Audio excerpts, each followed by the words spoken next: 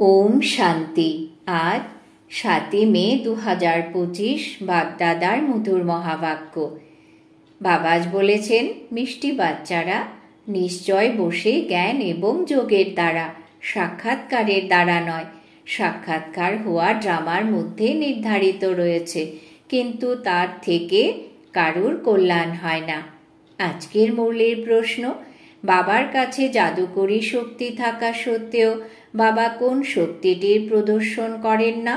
উত্তর, মানুষ মনে করে যে ভগবান তো সর্বশক্তিমান, তিনি মৃত মানুষকেও জীবিত করে তুলতে পারেন। কিন্তু বাবা বলেন, এই শক্তি আমি প্রদর্শন করি না। কেউ যদি ভক্তির পরাকাষ্ঠা হয়, তাহলে তাকে আমি সাক্ষাৎকার করাই। এটাও ড্রামার মধ্যে নির্ধারিত রয়েছে। সাক্ষাৎকার করানোর জাদুকরী বাবার কাছেই আছে। এই জন্য কোনো কোনো বাচ্চার ঘরে বসেই ব্রহ্মা বা শ্রীকৃষ্ণের সাক্ষাৎকার হয়ে যায়। আজকের মুরলির গীত, কে এসেছে আমার মনের দ্বারে। ওম শান্তি। এটা হলো বাচ্চাদের অনুভবের গান। সৎসঙ্গ তো অনেক আছে, মুখ্যত ভারতেই অনেক সৎসঙ্গ আছে, অনেক মত মতান্তরও আছে। বাস্তবে সেগুলো কোনো সৎসঙ্গ নয়। সৎসঙ্গ হলো একটাই। তোমরা সেখানে কোনো বিদ্বান, আচার্য, পণ্ডিতের মুখ দেখতে পাও, তখন তোমাদের বুদ্ধি তাদের প্রতি চলে যায়। কিন্তু এখানে তো হলো অনন্য দৃষ্টিভঙ্গির কথা। এই সৎসঙ্গ একবারই এই সঙ্গম যুগেই হয়। এটা তো একদম নতুন কথা। এই অসীম জগতের বাবার তো কোনো শরীর নেই। তিনি বলেন, আমি হলাম তোমাদের নিরাকার শিব বাবা। তোমরা অন্যান্য অনেক সৎসঙ্গে যাও, তো সেখানে শরীরকেই দেখতে পাও। তারা তো শাস্ত্রকে স্মরণ করে তারপর তোমাদের শোনায়। অনেক প্রকারের শাস্ত্র আছে, সেসব তো তোমরা জন্ম জন্মান্তর ধরে শুনে এসছ। এখানে হলো নতুন বিষয়। বুদ্ধির দ্বারা আত্মা জানতে পারে। বাবা বলেছেন, হে আমার হারানিধি বাচ্চারা, হে আমার শালগ্রাম বাচ্চারা, তোমরা জানো যে ৫,০০০ বছর পূর্বে এই শরীরের দ্বারা বাবা তোমাদের পড়িয়েছিলেন। তোমাদের বুদ্ধি একদম দূরে চলে যায়, তাই তো বাবা এসেছেন। বাবা, এই শব্দটি কত মিষ্টি। তিনি হলেন মাতা পিতা। কেউ যদি শোনে তো বলবে, কি জানি এদের মাতা পিতাকে। অবশ্য তিনি সাক্ষাৎকার করিয়ে এসেছেন, তাই তো তারা দ্বিধাগ্রস্ত হয়েছে। কখনো ব্রহ্মাকে দেখেছে, তো কখনো কৃষ্ণকে দেখেছে। তখন তাদের মনে এই চিন্তাই চলে যে এসব কি হচ্ছে। অনেকের তো ঘরে বসে বসেই ব্রহ্মা বাবার সাক্ষাৎকার হতো। এখন ব্রহ্মাকে তো কেউ পূজা করে না, সবাই কৃষ্ণ ইত্যাদিদের পূজা করে। ব্রহ্মাকে তো কেউ জানেই না। প্রজাপিতা ব্রহ্মা তো এখন এসেছেন, ইনি হলেন প্রজাপিতা। বাবা বসে বোঝাচ্ছেন যে সমগ্র দুনিয়া এখন পতিত হয়ে গেছে, তাই অবশ্যই ইনিও অনেক জন্মের অন্তিম জন্মে পতিত হয়েছেন। এখানে কেউ পবিত্র নেই। এই জন্যই কুম্ভের মেলা, হরিদ্বারে গঙ্গা সাগরের মেলাতে যায়। তারা মনে করে যে সেই গঙ্গা নদীতে স্নান করলে তারা পবিত্র হয়ে যাবে। কিন্তু এই নদীগুলো তো কোনো পতিত পাবনী হতে পারে না। নদীগুলো তো নির্গত হয় সাগর থেকে। বাস্তবে তোমরাই হলে জ্ঞান গঙ্গা, তোমাদেরই তো মহিমা করা হয়। তোমরা জ্ঞান গঙ্গারা যেখানে সেখান থেকে বেরিয়ে আসো। তারা তো শাস্ত্রতে দেখিয়েছে যে অর্জুন তীর মেরে ভূগর্ভ থেকে গঙ্গা আনয়ন করেছেন। কিন্তু এখানে তীর মারার তো কোনো কথাই নেই। এই জ্ঞান গঙ্গারা দেশ দেশান্তরে যায়। শিব বাবা বলেন, আমিও এই ড্রামার বন্ধনে বাঁধা। প্রত্যেকেরই পার্ট নিশ্চিত করা আছে। আমার পার্টি হলো পূর্ব নির্ধারিত।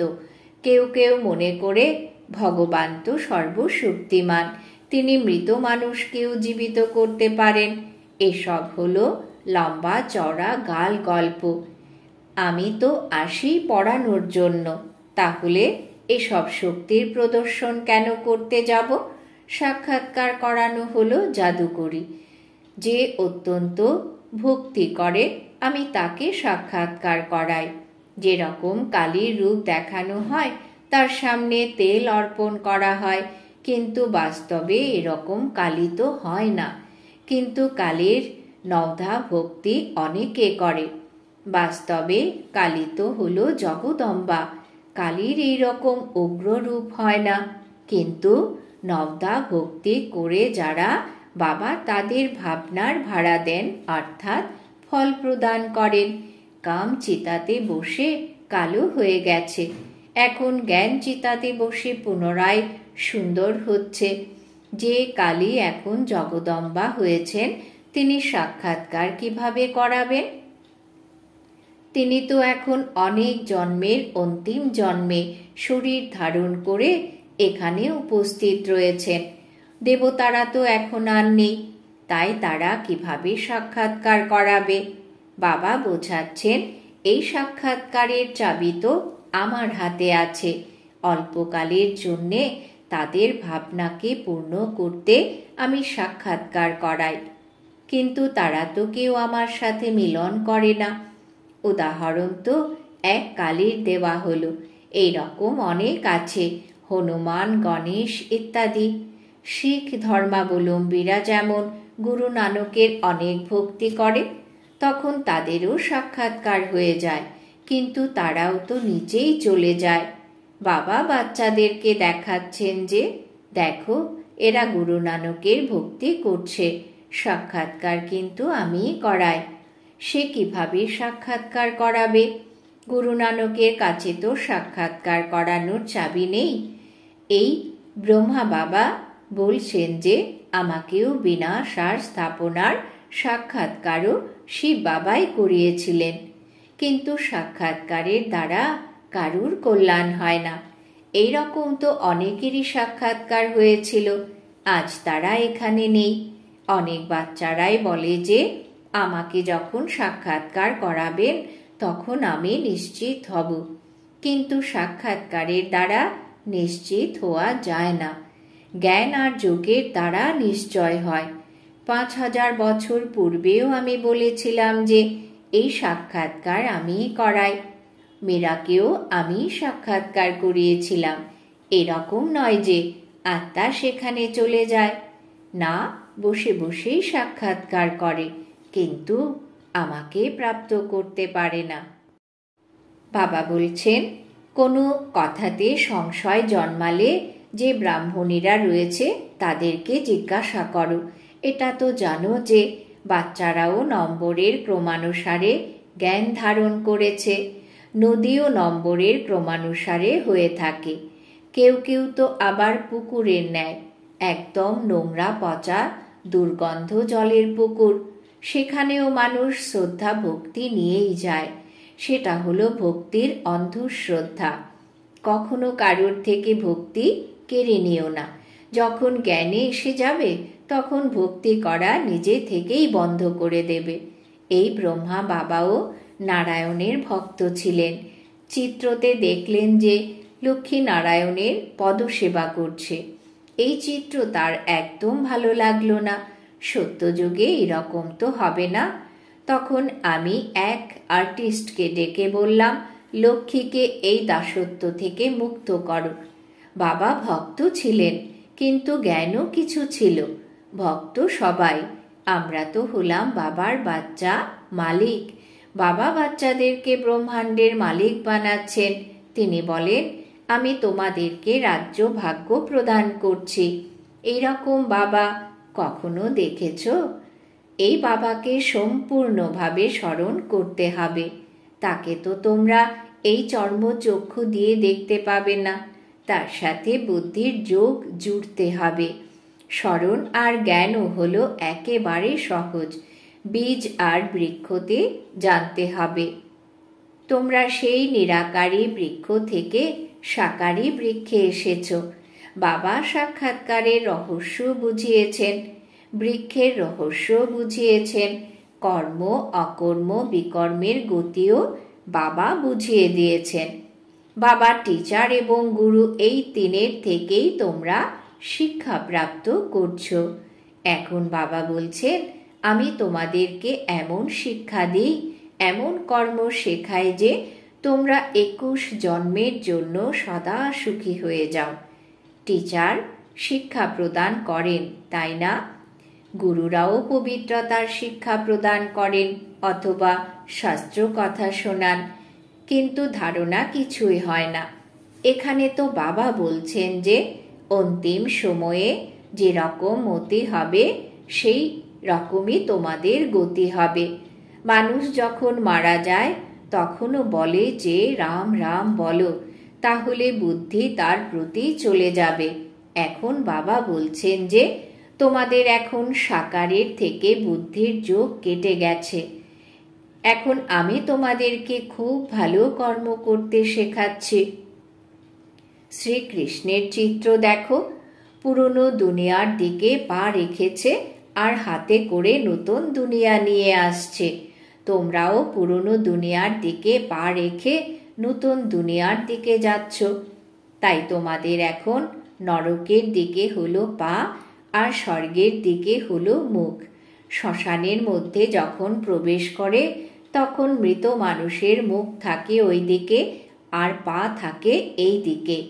তাই এই চিত্র এই রকম বানানো হয়েছে।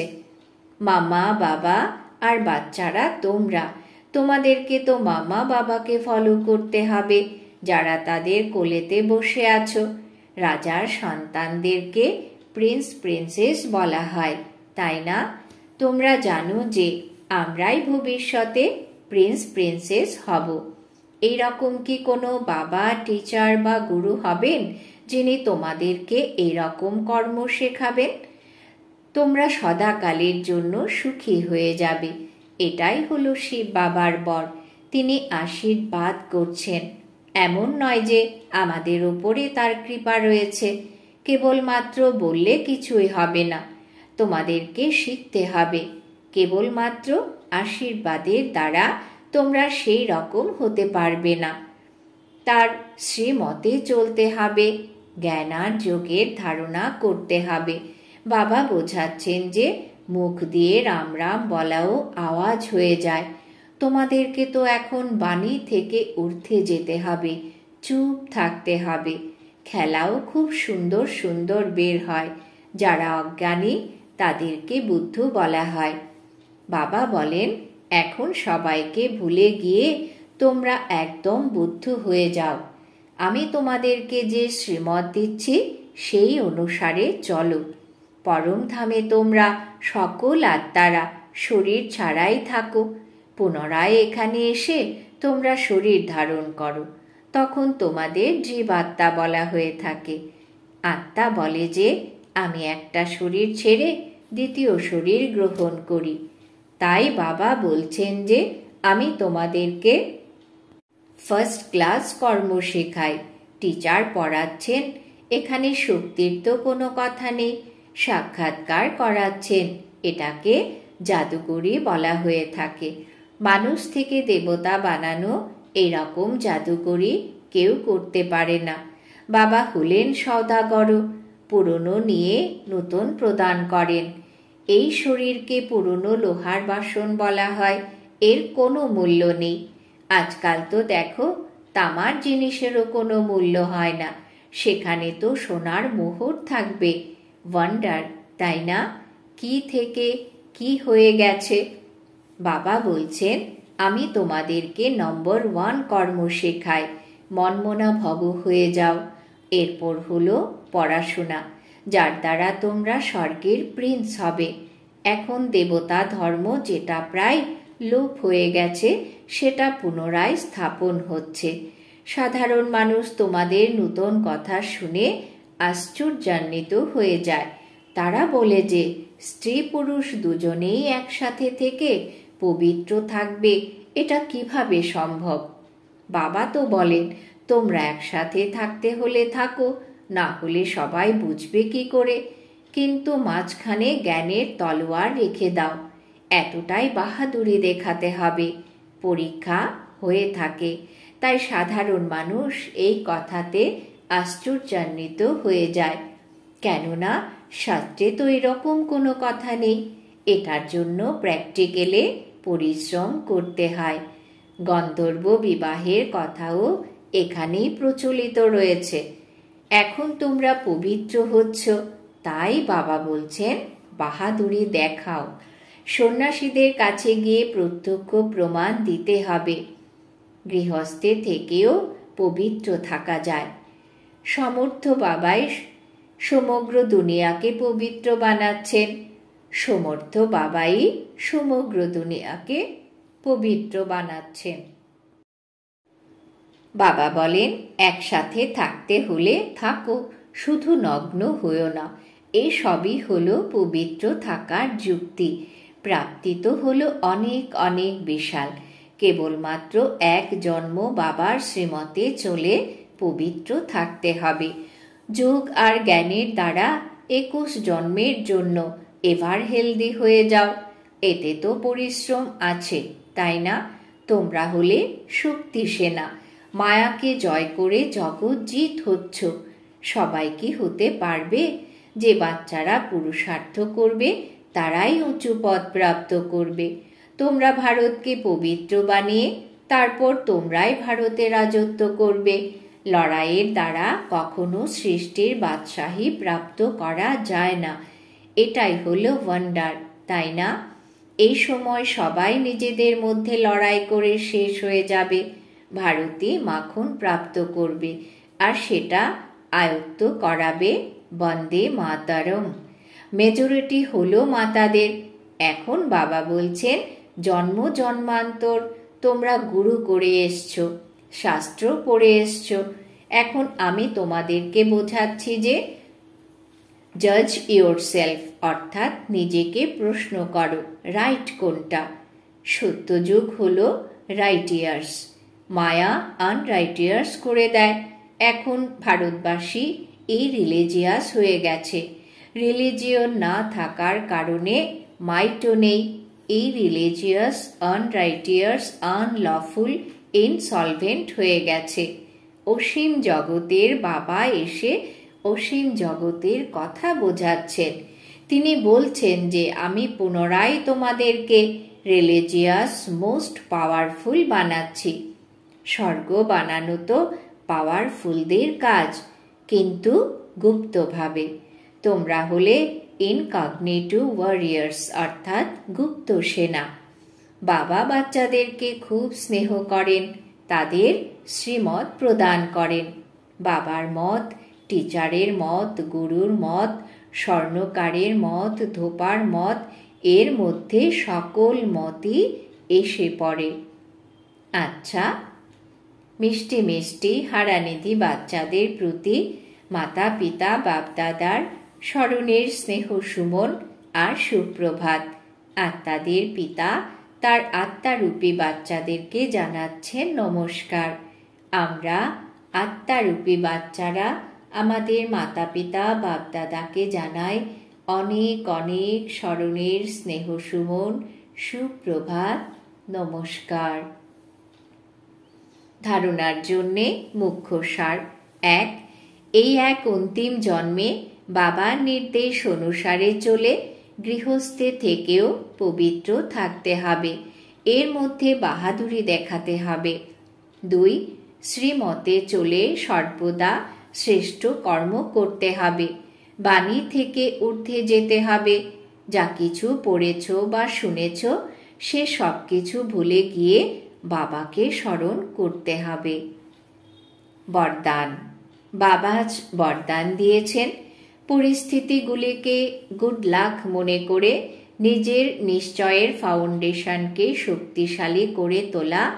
অবিচল অটল ভব। পরিস্থিতিগুলোকে গুড লাক মনে করে নিজের নিশ্চয়ের ফাউন্ডেশনকে শক্তিশালী করে তোলা। অবিচল অটল ভব। বিস্তার। যে কোনো পরিস্থিতিই আসুক না কেন তোমরা হাই জাম্প দাও, কেননা পরিস্থিতি আসা মানেই গুড লাক। এটাই নিশ্চয়ের ফাউন্ডেশনকে শক্তিশালী করে তোলার সাধন। তোমরা যখন একবারই অঙ্গদের মতো মজবুত হয়ে যাবে, তখন এই পেপারও তোমাদের নমস্কার করবে। প্রথমে ভয়ঙ্কর রূপে আসবে, তারপর দাসী হয়ে যাবে। চ্যালেঞ্জ করো যে আমরা হলাম মহাবীর। যেমন জলের ওপরে দাগ স্থায়ী হতে পারে না, তেমনি আমি মাস্টার সাগরের ওপর কোনো পরিস্থিতিই আক্রমণ করতে পারবে না। স্বস্থিতিতে থাকলে অবিচল অটল হয়ে যাবে। স্লোগান: পুরনো বছরকে বিদায় দেওয়ার সাথে সাথে কটুতাকেও বিদায় দাও। পুরনো বছরকে বিদায় দেওয়ার সাথে সাথে কটুতাকেও বিদায় দাও। আজকের সমান আমি অবিচল অটল আত্মা। আজকের জন্যে অব্যক্ত ইশারা। আত্মিক রয়্যালিটি আর পিওরিটির পার্সোনালিটি ধারণ করো। যদি বরদাতা আর বরদানী দুজনের সম্বন্ধ নিকট আর স্নেহের আধারে নিরন্তর চলে এবং সদা কম্বাইন রূপে থাকো, তাহলে পবিত্রতার ছত্রছায়া শত থাকবে। যেখানে সর্বশক্তিমান বাবা আছেন, সেখানে অপবিত্রতা স্বপ্নেও আসতে পারে না। যখন একলা হয়ে যাও, তখনই পবিত্রতার সৌভাগ্য চলে যায়। ওম শান্তি।